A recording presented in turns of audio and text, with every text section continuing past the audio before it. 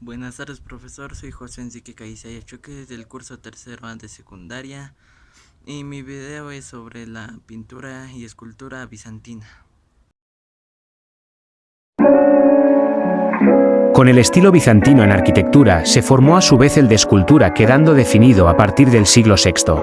Anteriormente a dicho el siglo dominaba al estilo romano decadente, aún en la misma Constantinopla, según lo evidencian las dos estatuas del Buen Pastor y los relieves del gran zócalo en que se apoya el obelisco egipcio colocado por Teodosio el Grande en una plaza de la capital a finales del siglo V, llamado por él Obelisco de Teodosio. No obstante, en otros monumentos de la época se iniciaba ya el gusto bizantino, como lo demuestra el clipio votivo de plata o disco de Teodosio de Madrid, que ostenta en bajorrelieve las figuras sedentes del emperador con sus hijos y otros cortesanos, en pie y que data el año 393 de la era cristiana. El estilo bizantino en escultura debe considerarse como una derivación y degeneración del greco-romano, bajo la influencia asiática.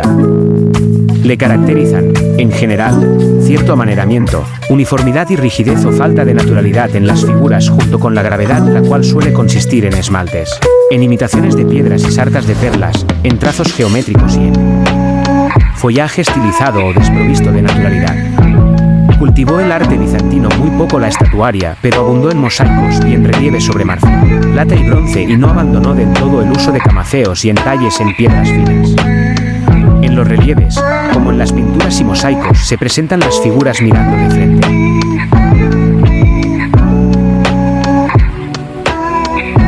La pintura bizantina, así llamada por haberse formado en Constantinopla, antiguo Bizancio, al igual que su arquitectura y escultura, fijó su carácter desde los comienzos del siglo VI y se sirvió casi exclusivamente del procedimiento al mosaico en muros y cuadritos y de miniaturas sobre pergamino.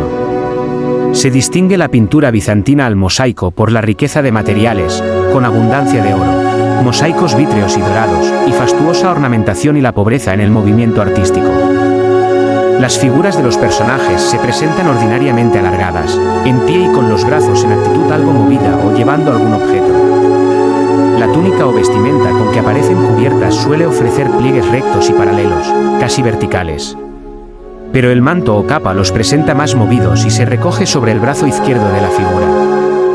El continente de las personas se ostenta siempre majestuoso, tranquilo y honesto, su mirada, de frente o a la derecha del espectador, sus ojos, grandes y abiertos, sus pies, pequeños o estrechos y terminados en punta.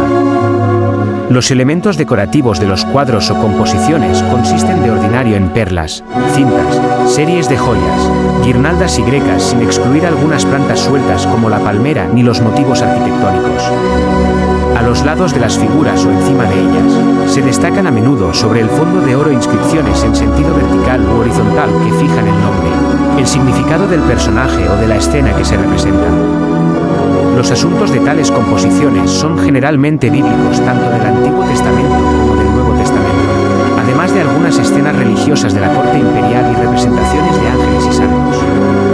Es bastante común en el ábside o en la cúpula de las basílicas de Oriente la figura del Pantocrátor, o el Cristo en majestad, rodeado de ángeles a imitación del tipo de Santa Sofía en Estambul.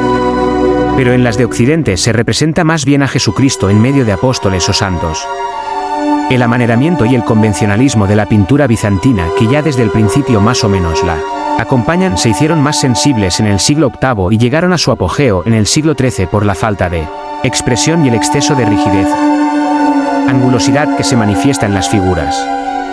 Alguna restauración se vio aparecer en el siglo XIV bajo el imperio de los paleólogos, pero resultó escasa, y la decadencia fue completa desde últimos del siglo XVI, refugiándose el arte en el monasterio cismático del Monte Athos, Grecia, centro artístico de las regiones que habían abrazado el cisma y donde la pintura se convirtió